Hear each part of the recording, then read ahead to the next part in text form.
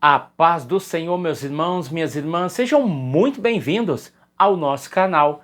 É Tempo de Ensinar EBD, um canal exclusivo para os amantes da Escola Bíblica Dominical. Eu sou Adriano Ricobelo, sou presbítero da Assembleia de Deus aqui da cidade Franca, interior de São Paulo. Também sou professor da Escola Bíblica Dominical, ministro aulas também no CAPED, que é o Centro de Aperfeiçoamento Pedagógico da Escola Dominical. E hoje nós iremos estudar uma lição muito importante, muito proveitosa, a lição de número 11. Ela tem como título O Culto da Igreja Cristã. Vai ser uma aula sensacional, uma aula maravilhosa e você não vai perder por nos acompanhar nesse vídeo, amém? As demais aulas já estão postadas no canal, então vale a pena conferir se você não assistiu nenhuma e peço a vocês que vocês deixem aí aquele like do céu, aquele like abençoado que nos ajuda muito. Ajuda o YouTube a entender que esse vídeo que você está assistindo é relevante. E como ele é relevante para você, o YouTube vai fazer várias impressões dele e outras pessoas com o mesmo interesse que você vão poder receber esse vídeo, porque nem todos ainda conhecem o nosso canal. Nosso canal está crescendo a cada dia mais, mas ainda temos uma longa jornada aí pela frente, aí pelos anos, e assim vai até quando Deus nos der força e saúde e sabedoria. Amém? Então a lição de número 11, já aqui no texto áureo, vai dizer o seguinte: 1 Coríntios capítulo 14, versículo de número 26. O que fareis? É uma pergunta, né? O que fareis? O que é que deve ser feito em? O que é que deve ser feito em? É o que fareis. Pois, irmãos, quando vos ajuntais, ou seja, há um ambiente de adoração que vai ser especificado logo após um texto. Cada um de vós tem salmos, tem doutrina, tem revelação, tem língua, tem interpretação. Ou seja, existe elementos do culto e existe prioridades dentro de um culto. Então, são alguns elementos e algumas prioridades que são apresentadas aqui em 1 Coríntios, capítulo 14, versículo de número 26. Se tem tudo isso acrescentado dentro de um culto, ou dentro desse culto aconteça algo exemplificado aqui, que isso seja feito ou faça-se tudo isso com o intuito de edificação. Ou seja, existe dentro da forma, o que? O culto, um objetivo e um alvo. Esse alvo, esse objetivo é alcançado pelos elementos que acontecem no culto. E isso é importante. O culto, ele tem que ter significado. Ele deve significar alguma coisa para o participante do culto. Se você vai no culto e o culto não tem significado para você, você não alcançou o seu objetivo como participante de um culto, ou seja, não teve significado nenhum. Mas quando alguém entra no culto e esse culto ou partes do culto traz um significado para ele, essa pessoa que entrou no culto e que todo o culto não teve um significado ao todo para ela, mas uma parte dele, seja um louvor, seja a palavra, seja um testemunho, teve um real significado, ela aproveitou o culto da melhor forma e ela vai sair dali edificada. Então,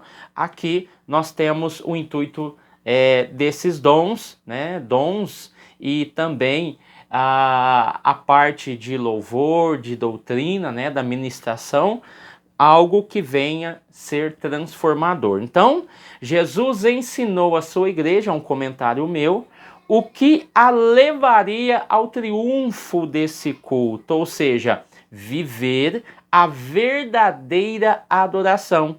Isso levaria a igreja ao triunfo. E dentro dessa questão de triunfo, né, nós estamos falando da igreja triunfante. A igreja é triunfante porque a sua mensagem, o evangelho, conseguiu chegar até os confins da terra e alvoraçou o mundo, né? Então o culto, ele tem uma importância muito grande no papel de edificação das pessoas e do próprio mundo. A verdade prática, o culto é uma sublime forma de nos expressarmos, ou seja, triunfo e adoração, paixão e adoração. Nós vamos falar um pouco sobre isso. Então, triunfo e adoração, paixão e adoração. Então, o culto é uma sublime forma de nos expressarmos em, primeiro, adoração, segundo, louvor, que é a celebração, a manifestação, a honra, a homenagem a alguém. Então é o louvor. A gratidão, ou seja, é o reconhecimento dos benefícios recebidos. Isso é importante dentro de um culto. E também a total rendição, que no caso aqui é a ação de se entregar quando você está no culto. Então, cada parte do culto, por isso que eu falei a questão de um todo, se o todo não fez significado, alguma parte desse culto vai fazer significado. Ele tem que atingir esse objetivo, o culto, né? E então cada parte do culto deveria contribuir para a edificação, porque tudo isso que foi lido em 1 Coríntios 14, 26, fala de edificação. Mas o que é que faz ter edificação? Aquilo que contribuiu. Então, aquilo que contribuiu transformou-se e também deu forma a alguma coisa e edificou alguma coisa na vida de alguém. Então, nós entendemos que a edificação da igreja, né? Os elementos citados aqui em 1 Coríntios deveria ter o propósito de fortalecer, não é de promover, não é de aparecer, não é de fazer a pessoa entrar em destaque, não, em hipótese alguma. O propósito é de fortalecer a igreja.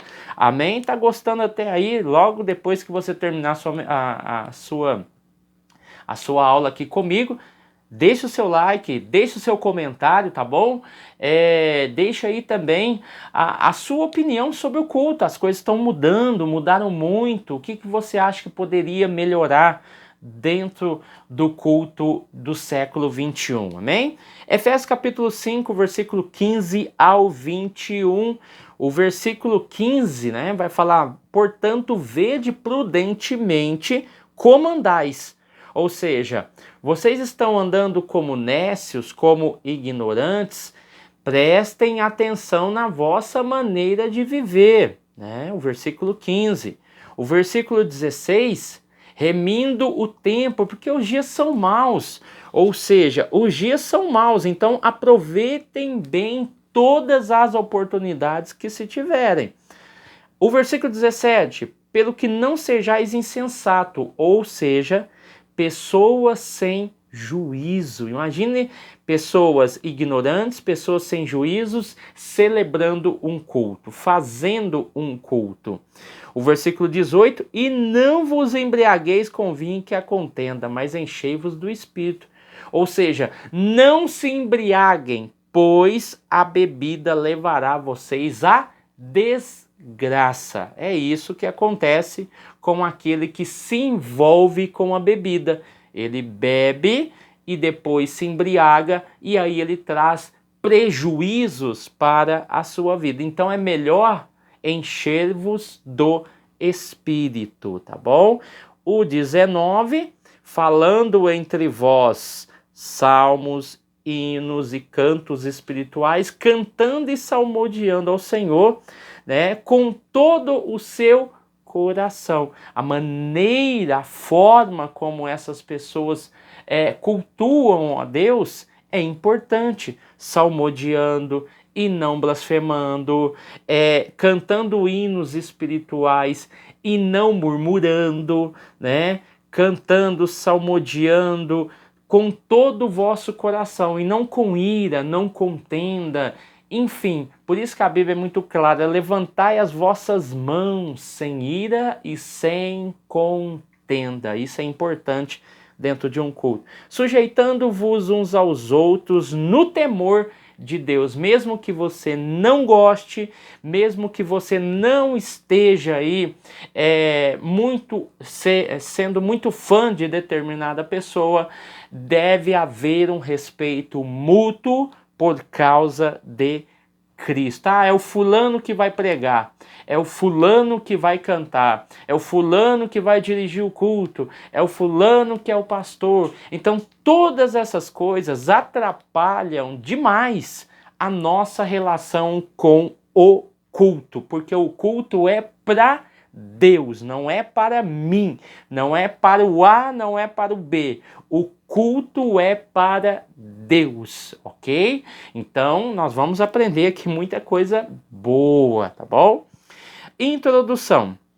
Vamos estudar o culto sobre esses diferentes aspectos e também a sua natureza, ou seja, a igreja, vamos entender tudo isso, vamos compreender, mastigar tudo isso. A igreja é triunfante.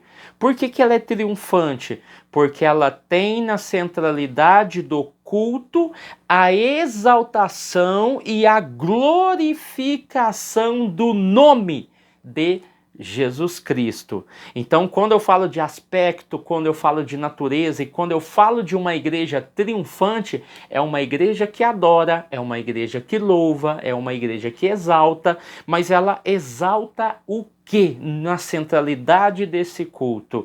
A exaltação ao nome e a glorificação do nome de Jesus. Então, isso é importante, são elementos do culto que não vai faltar e não pode faltar, tá bom? O culto é santo, a glorificação de Deus e a edificação da igreja são os propósitos do verdadeiro culto cristão, tá? Então, a igreja é uma comunidade marcada pela alegria. Quando nós falamos de culto, não tem como falar de tristeza. Quando a gente fala de culto, não tem como falar sobre murmuração. Quando a gente fala de culto, não tem como falar de blasfêmia. Quando a gente fala de culto, não tem como a gente falar de inveja, de contenda, de separações. Pelo contrário, culto simboliza a alegria dos santos diante de Deus. E é assim que nós cultuamos a Deus com muita alegria, com muita fé no coração, com muita fé na nossa alma, que Deus, através do teu Espírito Santo, vai fazer a obra dentro da igreja, tá bom?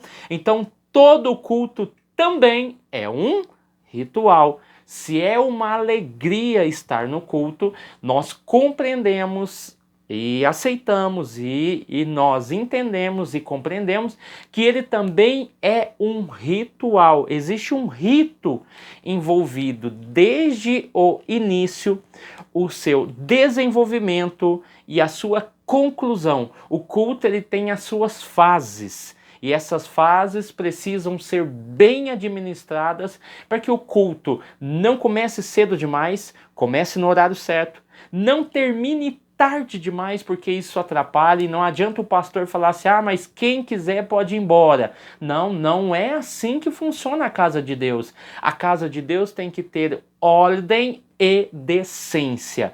Então, quando a gente fala de início do culto, a gente tem que lembrar que existe um término do culto. E esse término do culto impacta profundamente a nossa espiritualidade. Então, se você está numa igreja que termina o culto tarde, não respeita os irmãos que vão trabalhar no outro dia, não respeita os irmãos da cidade grande que pegam ônibus, pegam o metrô, ou vai aí por becos e valados até chegar à sua casa, você está sendo responsável por essas consequências, porque você tem a obrigação de ter o início, o meio e o fim do culto, e dar a oportunidade certa no momento certo, respeitando todas as regras, para que todos saiam dali revestidos e não murmurando por causa do tempo e por causa disso e aquilo, com todo o direito, tá? A natureza do culto, tópico 1, subtópico de número 1 vai dizer o culto como serviço a Deus. Em primeiro plano tem a ver com a atitude. Em segundo plano, a forma, né? Como se cultua. Então, primeiro eu tenho o celebrante, e esse celebrante ele tem uma atitude diante do culto ao qual ele está envolvido. Só que dentro dessa questão da atitude, nós temos a questão da forma. Como é que ele se comporta dentro do culto, a forma como ele cultua.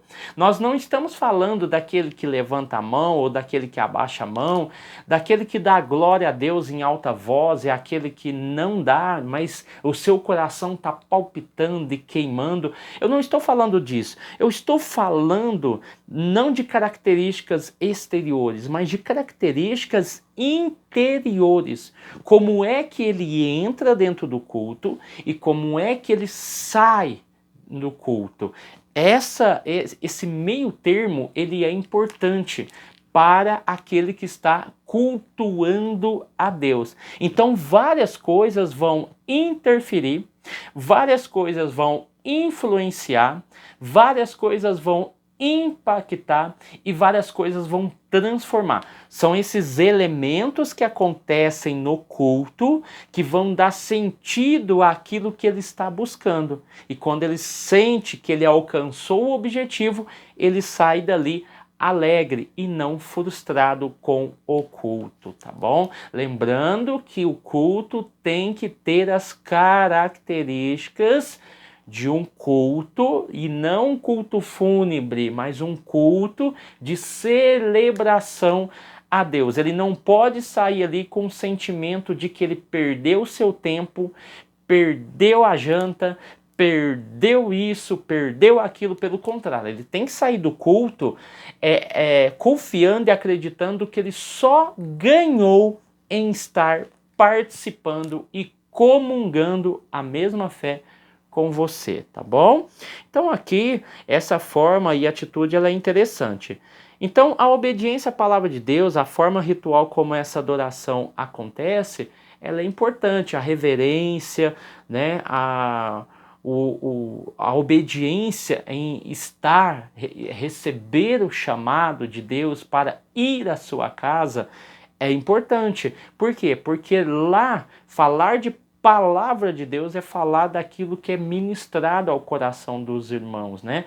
Tanto na forma de louvor, quanto na forma da Bíblia, da palavra de Deus propriamente dita, você tem aí a obediência. Então você vai em um ambiente ao qual você está em pronta obediência àquilo que é falado, tá bom?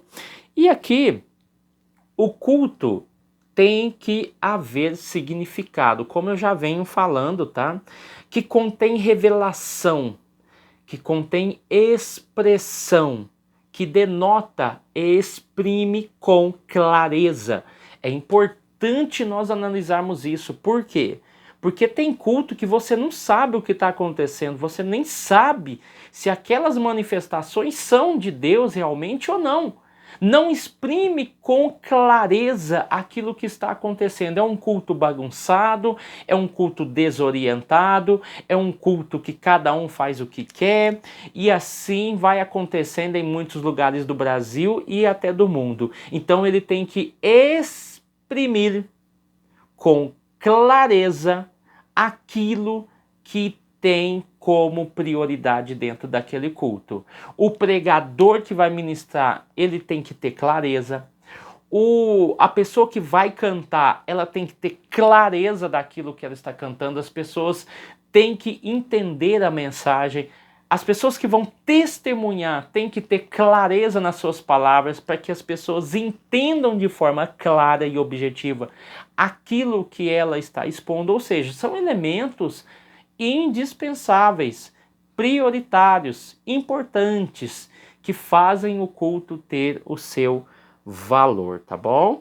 Então aqui nós encerramos essa parte. O subtópico de número 2, o culto deve ser solene, ou seja, algo sério, sagrado, reverente, ou seja, respeito àquilo que é majestoso, quanto ao seu conteúdo e a maneira de se cultuar, como nós já estamos falando aqui, né? O conteúdo, ele deve ser algo responsável, respeitoso, majestoso, porque nós estamos ali não por causa de nós, mas por causa de Deus, por causa daquilo que Deus fez por nós e por causa daquilo que Deus é para nós. Então, nós temos que tomar esse cuidado. Então, o culto não pode ser destituído de significado. Então, nós já estamos falando aí desde o início, tá? Então, aqui, ó, o Deus da fé cristã se revela ao homem por meio dos dons e serviços, tá?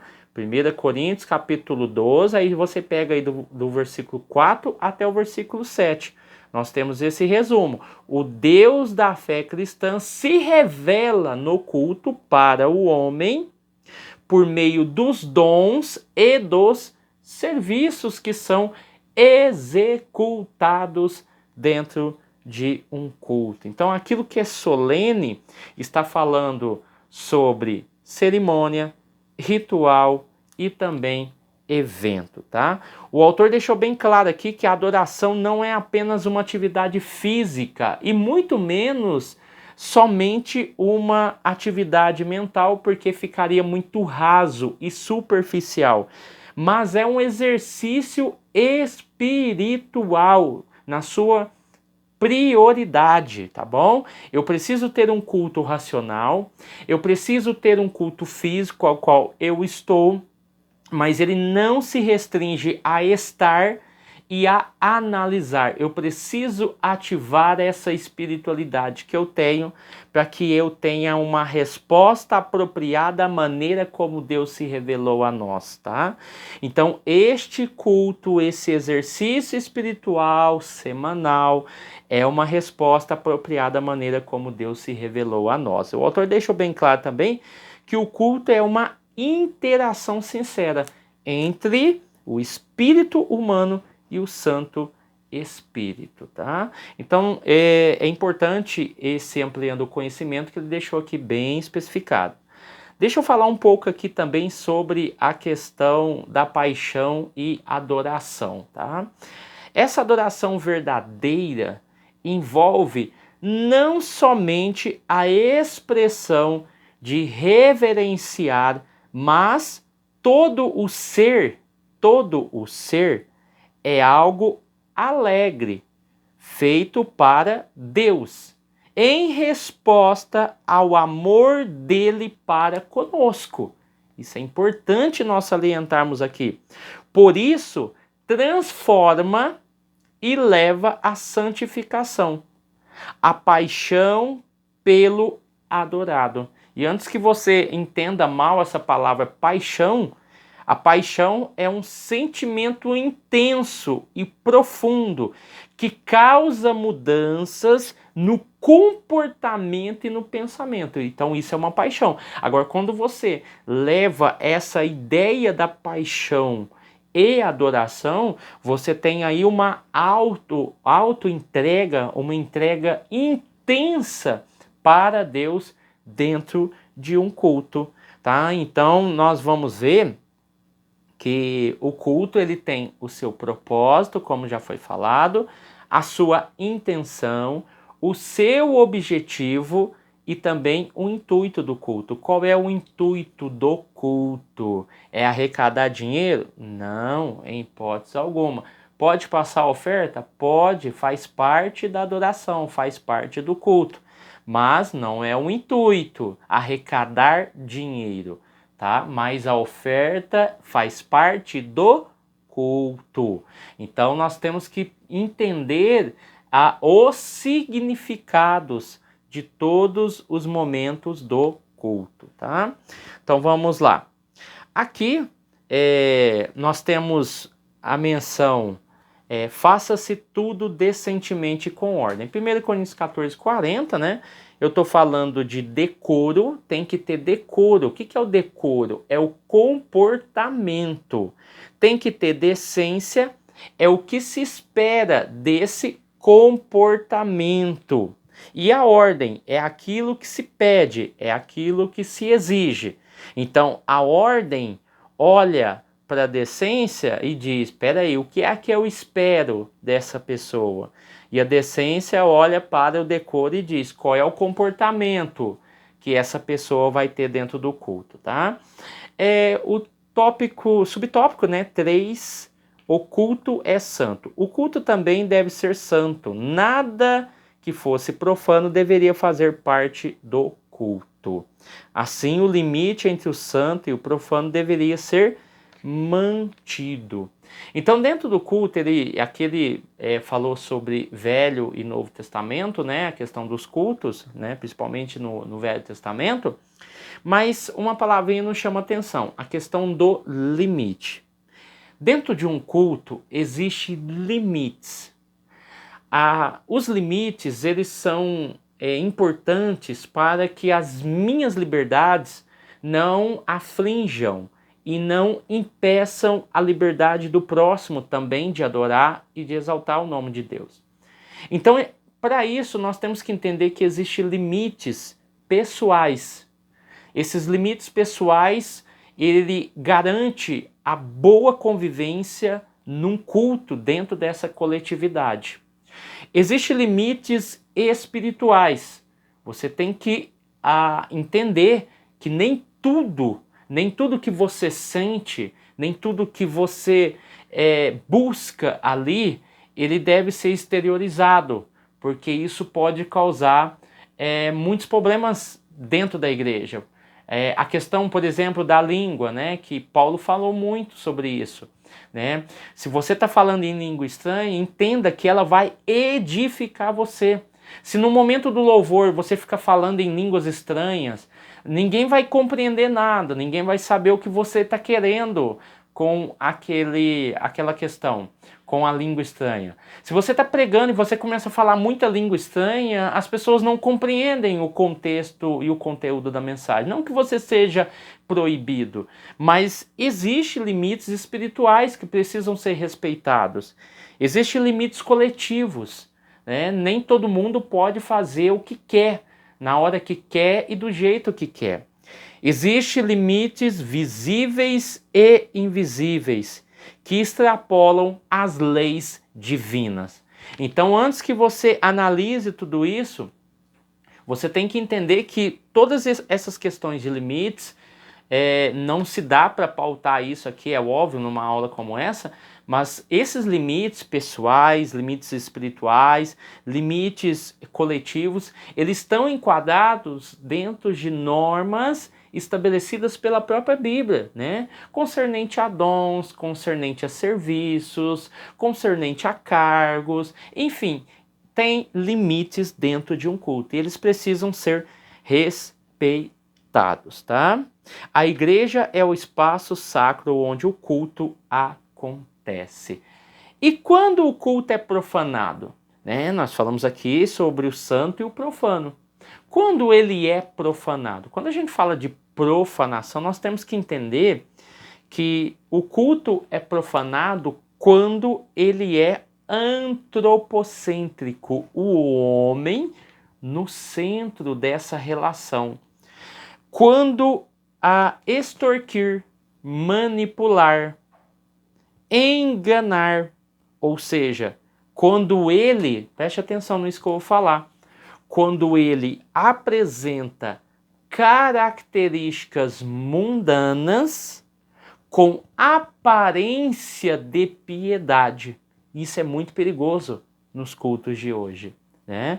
Cultos que extorquem, cultos que manipulam, cultos que enganam as pessoas, que fazem as pessoas sonharem um sonho que não vai acontecer, que fazem as pessoas desembolsarem aquilo que não tem. Esses cultos têm características mundanas, mas com aparências de piedade. E nós temos que saber discernir muito bem isso daí. Eu lembro e não esqueço de uma aula de escola dominical em que o autor de uma revista, que eu não lembro agora, ele disse que o dom mais importante do século XXI deveria ser o discernimento de espírito. E isso é uma verdade muito grande, porque em cima dos púlpitos e também nos microfones, pessoas cantando, pessoas pregando, pessoas testemunhando, pessoas dirigindo trabalhos, na verdade, existe hordas de demônios atuando para enganar pessoas no púlpito. E isso tem levado muitas igrejas à ruína. E isso não é tão grave assim, porque até no Novo Testamento, no livro de Apocalipse, já existia uma igreja que foi considerada a sinagoga de Satanás. Então daí você vê e entende, compreende o perigo de que muitas igrejas estão causando na terra, estão causando no nosso Brasil, tá bom? Então analise, reflita, pensa um pouquinho sobre isso, sobre essa questão. O propósito do culto, glorificar a Deus. O culto é uma celebração que se faz a Deus. Celebramos a grandeza de Deus e os seus feitos. O culto é uma celebração por aquilo que Deus é e pelo que Ele faz. E como eu disse, ele deve ser cristocêntrico e não antropocêntrico, como eu disse. Então, o que é e o que significa cultuar? Ponto de interrogação. Preste atenção nisso que eu vou falar, eu disse em outras aulas e eu quero repetir aqui. O culto não é uma troca, mas uma oferta a Deus. Por quê? O que acontece muito? As pessoas são curadas, são libertadas, são transformadas e ela diz assim, eu não saio da igreja por aquilo que Deus fez. Deus libertou-me, Deus fez isso, Deus fez aquilo, Deus me curou de uma doença e eu não saio da igreja por causa disso. Está errado. Nós falamos muito bem sobre os benefícios do reino. Isso são benefícios que o reino oferece. Porque o culto não é uma troca. Você não vai lá porque Deus fez na sua vida. Pelo contrário. Eu estou indo na igreja porque Deus me curou. Está errado. Isso é um benefício do reino. Agora, quando eu entendo que o culto de adoração não é avaliado pelo que o ser humano recebe, o culto é avaliado pelo que se oferece a Deus. Aí eu tenho uma nova dinâmica. Aí eu tenho uma nova perspectiva. Peraí, não é aquilo que eu recebi, é aquilo que eu ofereço a Deus. Então a adoração, ou culto, é baseado no que Deus é. Naquilo que Deus é. E quem é o ser humano por causa dele? O que é o ser humano por causa dele? Tem muita gente que foi curado, mas é mesquinho, é invejoso, não teve transformação ainda. Recebeu um grande milagre, mas ainda continua sendo hipócrita. Então nós temos que tomar cuidado com isso.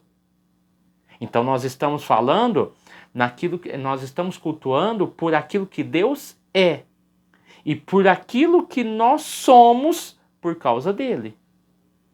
Se você recebeu um milagre, glória a Deus, aleluia. Exalte o Senhor por causa disso.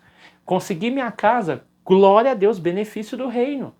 Comprei meu carro, quitei ele, glória a Deus, benefício do reino. Você merece, você batalhou, você trabalhou, Deus abençoou, deu saúde, glória a Deus. Mas não vá na igreja por causa disso. porque você conquistou um carro, porque você conquistou uma casa. Senão vira o culto um ambiente de troca. O Senhor me deu isso, então eu retribuo com isso. Não, isso não é culto. Ficou bem claro, né, irmãos?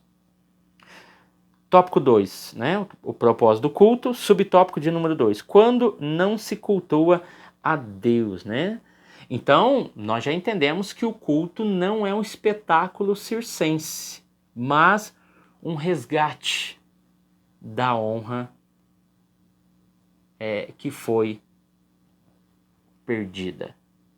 Então, o culto, o ambiente de culto, a igreja, que é a assembleia dos santos, se reúne para resgatar a honra de Cristo que havia sido perdida pelo próprio ser humano. O homem deixou de honrar a Deus. Então, quando você vai no culto, você resgata essa honra. Não que ele não tenha perdido.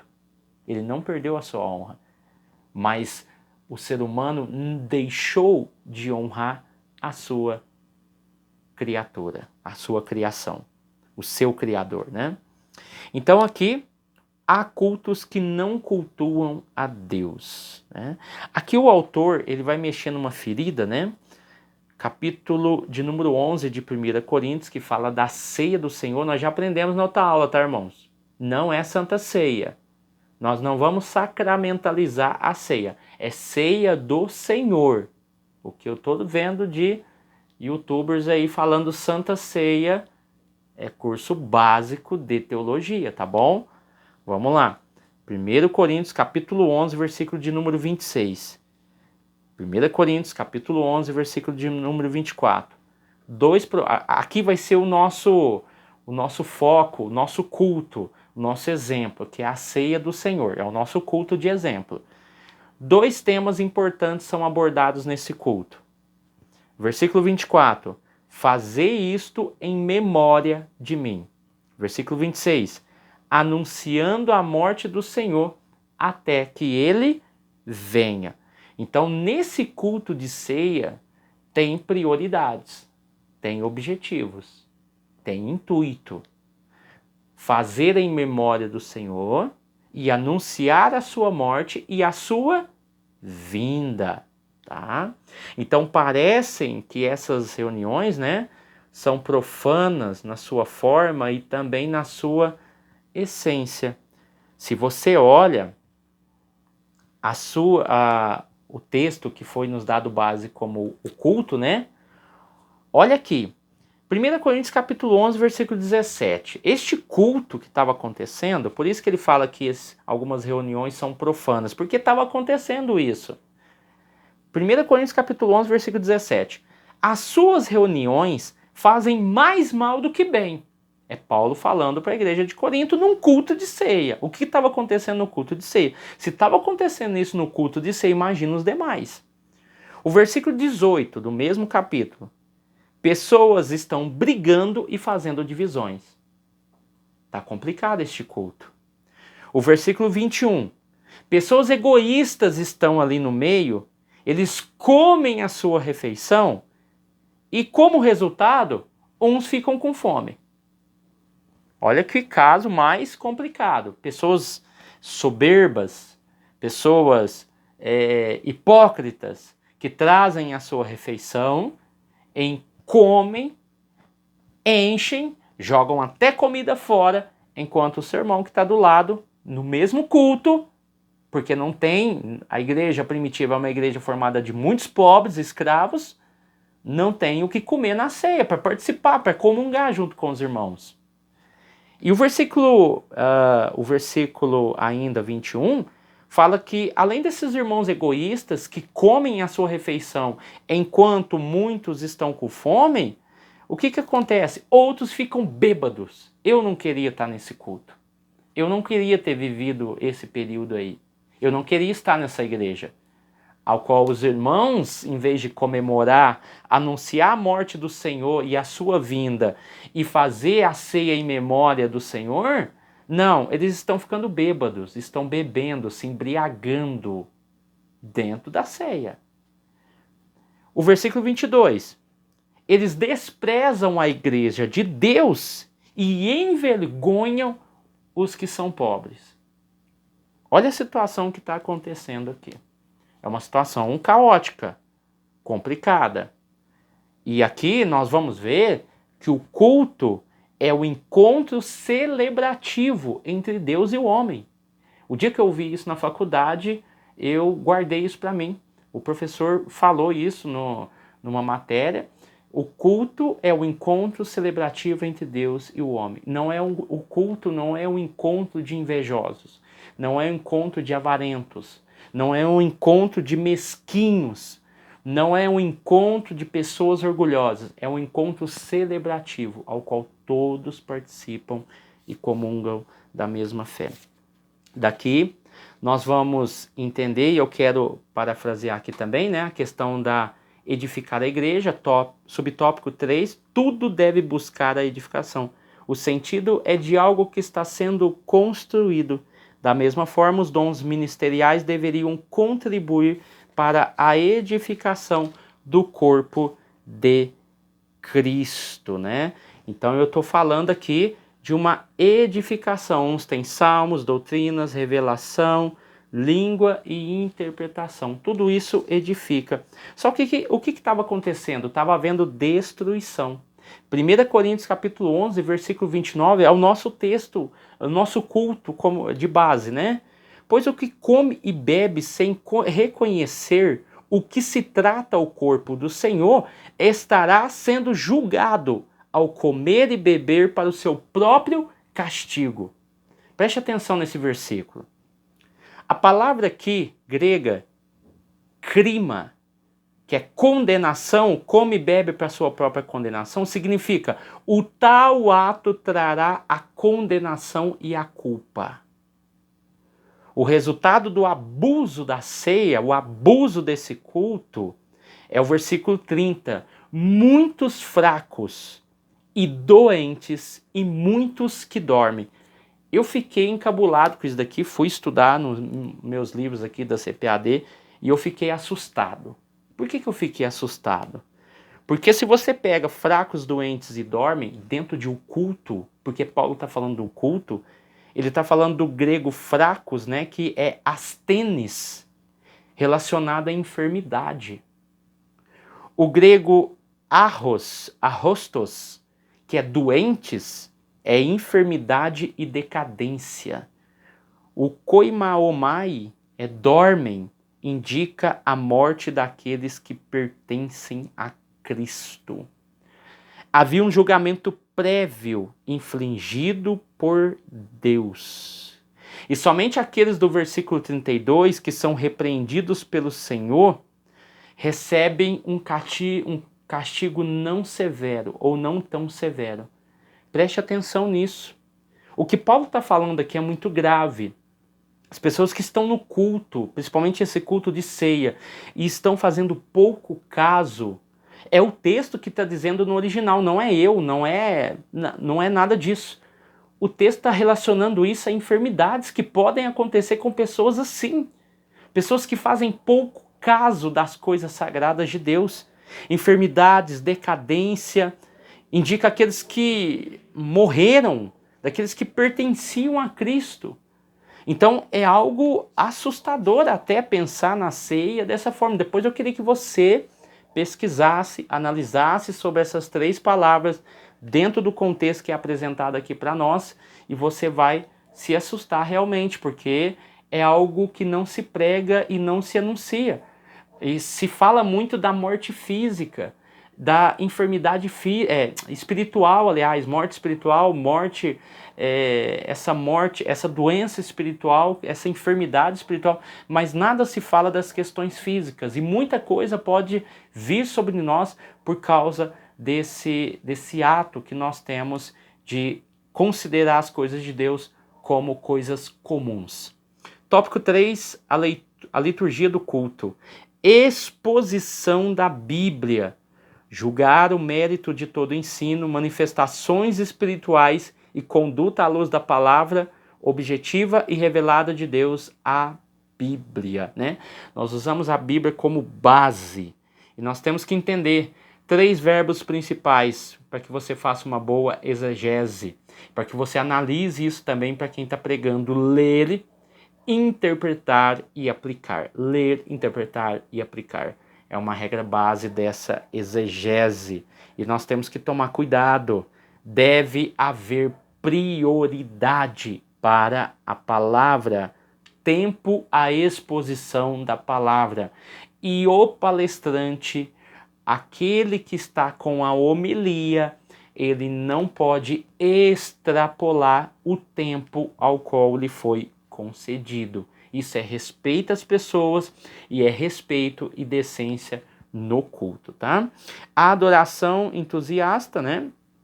Subtópico de número 2, adoração aparece em primeiro lugar na liturgia sugerida pelo apóstolo Paulo, né?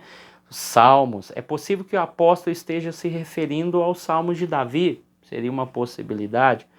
Os salmos eram usados realmente para expressar pedidos, louvores, também gratidão. Os salmos são resposta ou a falta dela. Então isso é importante. Quando nós temos um hino, né? Um irmão tem um hino para cantar, um louvor. É algo que está ali no início do culto, abre o nosso coração, abre a janela da nossa alma e faz com que a gente se sinta mais confortável, porque quem é que não gosta de um louvor? Quem é que não gosta de cantar um hino? Então isso é importante. Você vê aquela pessoa com a cara fechada, não abre a boca para louvar, não abre a boca para exaltar, e às vezes ela fica ali presa naquele sentimento, e quando chega a palavra ela também se fecha e ela sai dali frustrada. Então louve ao Senhor, exalte ao Senhor, cante, louve, isso é muito bom. Quando você estava lá no mundão, você cantava, você pulava, então não tem nenhum mal de você fazer isso dentro da igreja, tá bom? Subtópico de número 3, o lugar da adoração no culto pentecostal. De acordo com o autor aqui, William W. Menzies, desde o começo, os pentecostais foram conhecidos no mundo todo pelas reuniões de culto alegres e ruidosas, tá? As características individuais, coloquei aqui, do autor, do adorador, revela a intensidade do ambiente religioso ao qual ele se encontra.